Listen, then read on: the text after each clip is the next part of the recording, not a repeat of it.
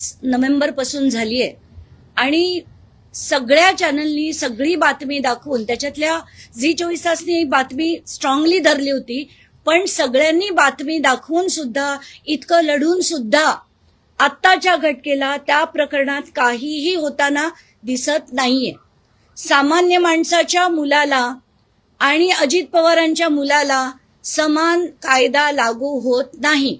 जर सामान्य माणसाच्या मुलांनी काही गडबड केली तर त्याला जेलमध्ये टाकलं जातं, पण अजित पवारांच्या मुलांनी 1800 कोटीची सरकारी जमीन खाऊन सुद्धा त्याचं नाव FIR मध्ये सुद्धा येत नाही.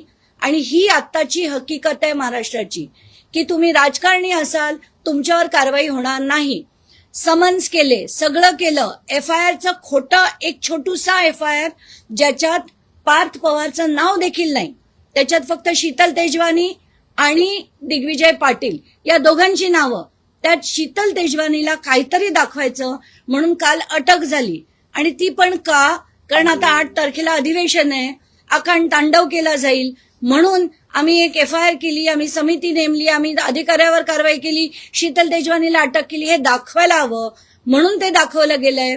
फॅक्च्युअली स्पीकिंग त्याच्यात काहीही होताना मला दिसत नाहीये.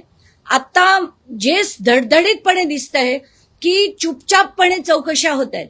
आता दिग्विजय पाटीलची 2 तारखेला चौकशी झाली अशी माहिती मिळतेय आणि तो माणूस आज बहरेनला देखील गेला अशी जेव्हा बातमी मी ऐकते धक्का बसतो की एवढा मोठा क्रिमिनल चार्ज असताना अशा व्यक्तीला बाहेर जाण्याची परवानगी कशी दिली अधिकाऱ्यांनी? जर हा माणूस परत देशात आला नाही तर या पूर्ण चौकशीची ही जी आहे प्रक्रिया जी आहे ती थांबणार आहे का?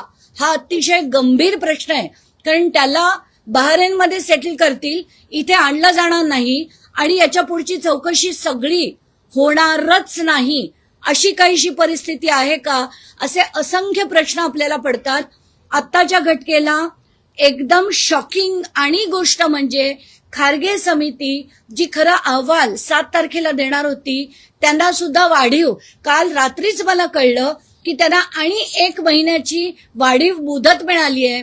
तर असं वाटतंय चाललंय काय? हे आपल्यासारख्या सामान्य जनतेच्या माणसाला झालं असतं तर अक्षरशः चिरडलं असतं आपल्याला. पण पार्थ पवार म्हणजे जो उपमुख्यमंत्र्यांचा मुलगा आहे त्याच्यावर कुठचीही कारवाई होताना आपल्याला दिसत नाहीये. तर हे सगळं खूप भयानक चाललंय. आत्ताच्या घटकेला मी आता असं लावून धरणार आहे की कम व्हॉट मे 7 तारखेचा जो अहवाल आहे जितका तुमचा तपास झालाय तितका तुम्ही जनतेकडे सादर करा.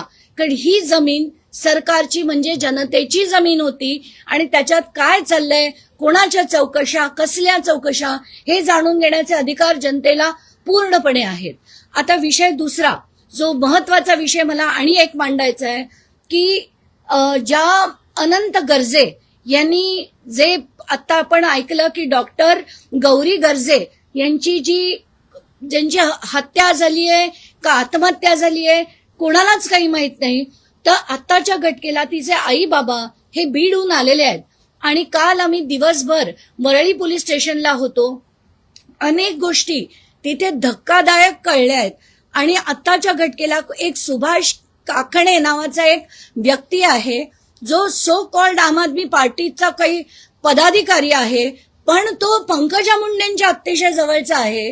हा माणूस अगदी थेट तिथे चौकशी होत असताना म्हणजे तिथे जी आत फॉरेन्सिकची टीम असताना हा माणूस थेट आत होता. त्याचा व्हिडिओ मी पोलिसांना दाखवला तेव्हा त्यांचं असं म्हणणं होतं की हा कसा आला आम्हाला माहित नाही.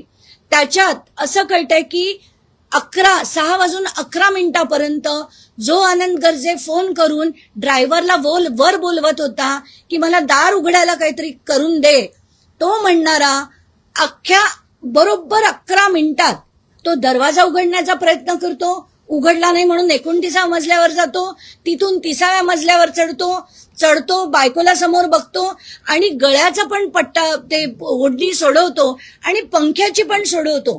तर आम्ही पोलिसांना विचारलं की कुठलाही माणूस ज्याला आपली बायको अशा स्थितीत मिळेल तो व्यक्ती असं कधी करू शकेल का की खालची म्हणजे गळ्याची पट्टी सोडवणं आणि पंख्याची काढून ते खाली टाकून तिला उचलून 30व्या मजल्यावरनं खाली 11 मिनिटात, म्हणजे सगळं चढणं काढणं खाली आणणं आणि व्हीलचेअरवर बाहेर घेऊन जाणं 11 मिनिटाच्या आत होऊ शकतं का?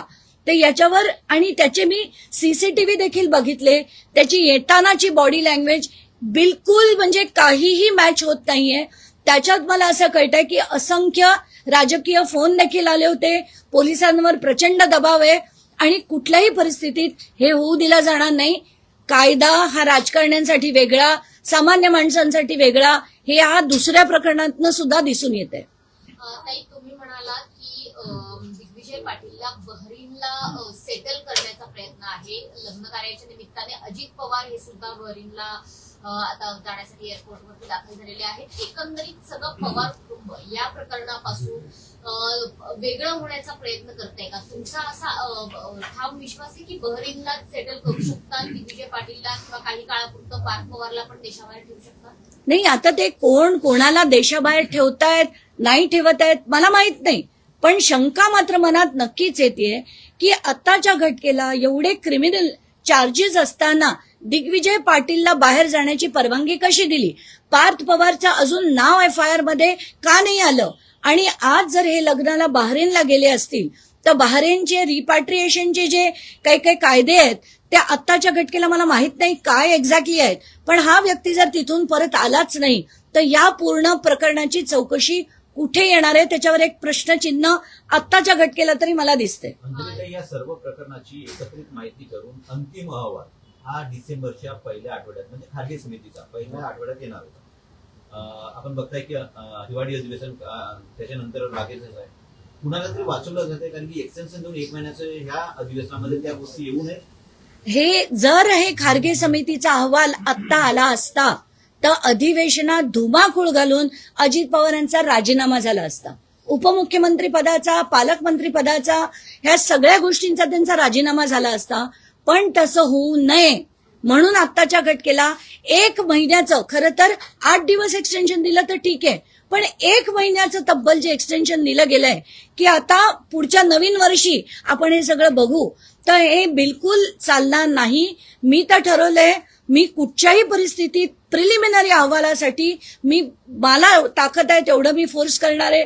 विरोधी पक्ष महाराष्ट्रातला जर थोडा बहुत जरी जागा असेल तरी त्यांनी पण आवाज उचलावा आणि कुठच्याही त्यांनी सांगावं की आतापर्यंतची जी झालेली चौकशी आहे त्याचा प्राथमिक अहवाल तरी आत्ताच्या घटकेला आला पाहिजे. एवढंच नाही तर FIR मध्ये अमेडिया कंपनीचं नाव आणि पार्थ पवारचं नाव हे घातलं गेलं पाहिजे, अशी डिमांड मी करते. तसं विरोधी पक्षांनी सुद्धा करणं गरजेचं आहे. ताकदीने ते करतील की नाही माहित नाही, मी तरी नक्कीच करणार. या अधिवेशनामध्ये अजित पवारांच्या राजीनाम्याची मागणी व्हावी असं वाटतंय का? कारण अधिवेशनात हा मुद्दा उपस्थित होईल. विरोधी पक्षांनी, विशेषतः काँग्रेसने म्हटले की आम्ही हा मुद्दा उचलून धरू. मात्र जर पार्थ पवारांवरती गुन्हा दाखल नसेल तर अजित पवारांपर्यंत पोहोचणार कसा हा प्रश्न? खरंच आहे, पण म्हणूनच मी म्हणते की FIR मध्ये पहिलं अमेडिया एंटरप्राइजेस LLP आणि पार्थ अजित पवारचं नाव हे घातलं गेलं पाहिजे. ते घातल्याबरोबर अजित पवारांना राजीनामा हा द्यावाच लागेल आणि त्याच्यासाठी मी लढणार आहे जसं मी म्हटलं. पण विरोधी पक्ष पैकी आता मला जर फक्त कळलं की काँग्रेस करतंय, पण बाकीचा विरोधी पक्ष सुद्धा काय करतोय याच्यावरही प्रश्नचिन्ह आहे. त्यांनी देखील करावं अशी नम्र विनंती मी त्यांना करते. ताई, आत्ताची माहिती हाती येते की 2 डिसेंबरला दिग्विजय पाटलांची चौकशी झाली. आर्थिक गुन्हे शाखेकडनं त्यांचा सविस्तर जबाब नोंदवण्यात आला आणि त्याच वेळी त्यांनी परवानगी मागितली होती की लग्न कार्यासाठी मला परदेशात जायचं आहे आणि चौकशीसाठी जर पुन्हा बोलवलं तर मी हजर राहीन, अशी ग्वाही दिग्विजय पाटलांनी दिल्याचं कळतं. ग्वाही सगळेच देतात, पण एकदा देश सोडून पळून गेल्यानंतर परत किती जण खरोखर येतात? आतापर्यंत आपण एकानंतर एक लोकांना पळून जाताना बघितलंय, त्यातला एक माणूस दाखवा मला की जो परत आलाय. आत्ताच्या घटकेला ही माझ्या मनातली भीती आहे जी मी तुमच्या पुढे मांडली. आले ठीक, नाही आले तर काय? तर ही जी त्यांना ज्यांनी परवानगी दिली they should be made liable. कारण आत्ताच्या घटकेला खरं इतका मोठा चार्ज असताना आणि याच्यात क्रिमिनल कल्पेबिलिटी त्यांची खूप मोठी आहे आणि असं असताना जर त्यांना परदेशी जाऊ दिलं जातंय हे माझ्या दृष्टीने अतिशय चुकीचं आहे. ज्यांनी ही परवानगी दिली त्या अधिकाऱ्यांची चौकशी व्हावी अशी तुम्ही मागणी करताय का, आणि जाऊ दिलंय की त्यांना जाणीवपूर्वक जाऊ दिलंय, हा प्रश्न. आता एक तर मला खरंच कळत नाही की जाणीवपूर्वक जाऊ दिलंय का ते स्वतःहून गेलेत. पण आता ते बामे भाऊ आहे म्हटल्यावर आत्तेभावाच्या लग्नाला ते गेले असतील आम्ही समजू शकतो. पण आत्ताच्या घटकेला त्यांना रोखणं गरजेचं होतं. कारण त्यांच्यावर आत्ताचा जो चार्ज आहे, आत्ताचा जो FIR आहे, त्याच्यात 7 ते 14 वर्षाची शिक्षा ही असताना त्यांना कुठच्याही जोपर्यंत सगळं होत नाही, चौकशा होत नाहीत, तोपर्यंत बाहेर खरं तर जाऊ दिलं म्हणजे नाही पाहिजे. पण गेलेत ते आता, हाही फॅक्ट आहे. म्हणून मी म्हणते की ज्या अधिकाऱ्यांनी जाऊ दिलंय त्यांना सुद्धा लायबल केलं पाहिजे, तरच हे सगळं बदलेल. शीतल तेजवानीला काल अटक झाली, त्यावेळेस त्यांचं जे वागणं होतं किंवा पोलिसांनी यापूर्वी शीतल तेजवानीला दिलेली ट्रीटमेंट आणि काल दिलेली ट्रीटमेंट यामध्ये बरंचसं अंतर होतं. त्या बाबतीत काय टिप्पणी करायला? नाही, नक्कीच. कारण कसं झालं की सगळ्या चॅनलनी जी माध्यमांनी लावून धरलं की त्यांना रॉयल ट्रीटमेंट मिळाली, त्यांना छानपैकी लाऊंजमध्ये बसवण्यात आलं होतं. एवढंच नाही तर त्यांना थेट सोडायला पोलिसांची गाडी, पोलिसांनी त्यांना प्रोटेक्ट करून दिमतीला नेऊन 500 मीटर पुढे जाऊन सोडलं. हे सगळं जेव्हा माध्यमांनी दाखवलं त्याच्यानंतर बहुतेक पोलीस शुद्धीवर आले आणि त्यांनी असं ठरवलं की आता हे पुन्हा करायला नको. त्या गाडीत बसलेल्या असताना त्यांना परत बाहेर खेचून त्यांना चालत जे नेलं हे मला बघून बरं वाटलं. कारण ही ट्रीटमेंट सामान्य व्यक्तीला मिळते, ती शीतल तेजवानीला मिळालेली बघून बरं वाटलं. पण जसं मी म्हणते की माध्यमांनी हे लावून धरलं, आक्रोश जनतेचा झाला म्हणून हे केलं गेलंय. पण एकेकाने लढलं तर ही सगळी परिस्थिती आपण महाराष्ट्राची बदलू शकू. आत्ताच्या घटकेला आपण निवडणुका बघितल्या, आपण येणाऱ्या पैशाची वाटप बघितली, आपण सगळ्यांची विधानं बघितली. इतकी बेकार, इतकी खालच्या दर्जाची झाली की महाराष्ट्र कुठच्या दिशेने जातोय. पूर्ण गुंडागिरी, त्याच्यात मारामाऱ्या बघितल्या, मुक्ताईनगरची मारामारी बघितली. काय चाललंय हे? हा महाराष्ट्र, सुसंस्कृत महाराष्ट्र कधीच म्हणता येणार नाही. जो होता तो काळ पुन्हा आणण्यासाठी लोकांनी आता झटावं लागेल. अधिवेशन तोडण्यावर आहे. तुम्ही यापूर्वी सुद्धा पाठपुरावा केला, दिल्लीला सुद्धा गेला होता, मुख्यमंत्र्यांशी देखील संपर्क साधला.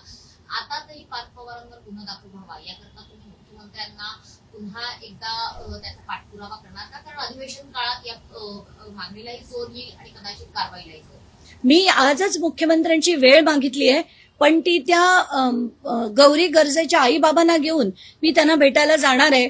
आणि त्याच्यातच मी ही देखील मागणी करणार आहे की कम व्हॉट मे FIR मध्ये अमेडिया एंटरप्राइजेस LLP आणि पार्थ अजित पवार यांचं सुद्धा नाव घातलं गेलं पाहिजे. कारण घेणारी जी पार्टी होती ती अमेडिया एंटरप्राइजेस LLP होती आणि त्याच्यात 2 पार्टनर्स आहेत. तर एकाचं नाव घालून उपयोग नाहीये. ते 1% फक्त अथॉरिटी, सायनिंगची अथॉरिटी असणारे पार्टनर होते. मुख्य त्यातले जे 99% पार्टनर आहेत त्यांचं नाव सुद्धा FIR आलं पाहिजे अशी मी मागणी करणार आहे. धन्यवाद. शेवटचा एक प्रश्न, तपोवन बद्दल आज तुम्ही ट्विट केलेला आहे. कशा पद्धतीने बघताय तपोवनकडे? कारण भरपूर झाडं तोडली जातात. मला आत्ताच्या घटकेला असं कळतंय की साधुग्राम या नावाखाली ती जमीन बळकावून पुन्हा तिथे अशाच प्रकारचं एक मोठं षडयंत्र केलं जात आहे, जे गिरीश महाजन करतायत आणि त्याला पूर्ण समर्थन देवेंद्र फडणवीस देत आहेत.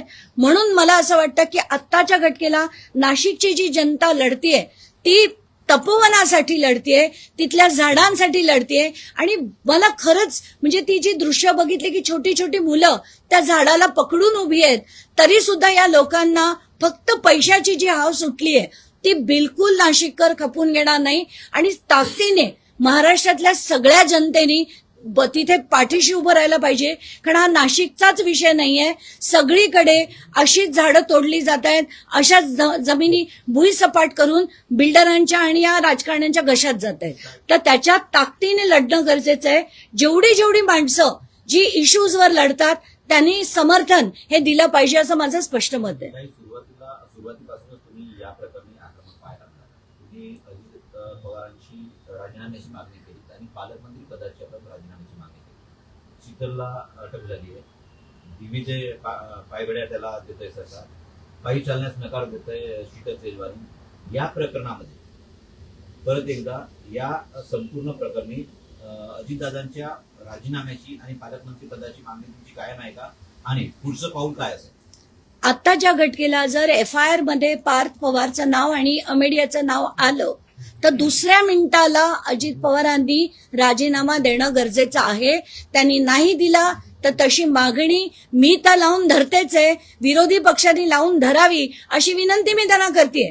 कारण एखाद्या आपल्या मुलांनी 1800 कोटीची सरकारी जमीन, ज्याचा पालकमंत्री मी स्वतः आहे, तर ते अजित पवार पालकमंत्री असताना त्यांच्या मुलांनी त्याच जिल्ह्यातली सरकारची जमीन लाटण्याचा प्रयत्न केला असेल तर नैतिकतेच्या आधारे त्यांनी राजीनामा हा दुसऱ्या मिनिटाला दिला पाहिजे. पण आत्ताच्या घटकेला तेच अजित पवार आपल्याला नाशिकच्या विषयावर बोलताना दिसत आहेत, निवडणुकांमध्ये फिरताना दिसत आहेत, पण त्यांना बिलकुल आता पडली नाही. कारण त्यांना खात्री आहे की त्यांच्यावर काही होणार नाही. पण ते लावून धरणं हे माझं काम आहे, मी करतेय, विरोधी पक्षांनी देखील ते करावं. अशा समित्या अनेक नेमण्यात आलेल्या आहेत. यापूर्वी पण कुठल्याच प्रकरणामध्ये समित्या नेमतात, SIT नेमतात, निष्कर्षापर्यंत पोहोचतात, कारवाई मात्र होत नाही. आतापर्यंत महाराष्ट्राच्या इतिहासात मला एक समितीचा अहवाल दाखवा की ज्याच्यावर अंमलबजावणी झाली आहे आणि ज्याच्यावर त्यांनी दिलेल्या वेळेत तो पूर्ण केलाय. कुठल्याच समितीने नाही. त्यांना नेहमी मुदतवाढ ही मिळते आणि त्यानंतर सुद्धा जेव्हा लोक थकून जातात, माध्यमं थकून जातात, तेव्हा कुठे तो एक ठातूरमातूर अहवाल येतो आणि तो कचऱ्याच्या टोपलीत जातो. तर त्याच्यात पुढे काहीही कधीही होताना आपल्याला दिसत नाही. मला म्हणूनच म्हणायचंय, प्रिलिमिनरी प्राथमिक जो अहवाल आहे तो आत्ताच्या घटकेला टेबल हा झालाच पाहिजे. काही एक महत्वाचा प्रश्न, महाराष्ट्रामध्ये लवकर DGP नेमले जाणार आहे, कोण आहे हे माहित नाहीये, पण तुम्ही सामाजिक कार्यकर्ता म्हणून काय अपेक्षा ठेवता नवीन DGP याच्याकडनं कशा पद्धतीने सर्व? नाही, मी आज सकाळी काही बातम्या पण मला आल्या आहेत की सदानंद दातेजी आता DGP म्हणून नेमणूक त्यांची होणार आहे का झाली आहे, कारण बातम्या वाचल्या आहेत मी. तर मला असं वाटतं की सदानंद दातेंसारखे व्यक्ती खरंच महाराष्ट्राला त्यांची गरज आहे. आणि आत्ताच्या घटकेला पोलीस वर रिफॉर्म्स आणण्याची खूप मोठी गरज आहे. जे सदानंद दातेंची मी भेट घेऊन त्यांना विनंती करणार आहे की 2 वर्षांचा कालावधी त्यांच्याकडे आहे, त्याच्यात महाराष्ट्राच्या पोलीस फोर्सला पुन्हा एकदा जे स्कॉटलंड यार्ड सारखं मानलं जायचं त्या स्टेटसला आणून त्यांनी ठेवावं. आणि त्याच्यातच सदानंद दाते यांचं पण नाव मोठंच आहे, ते आणि मोठं होईल.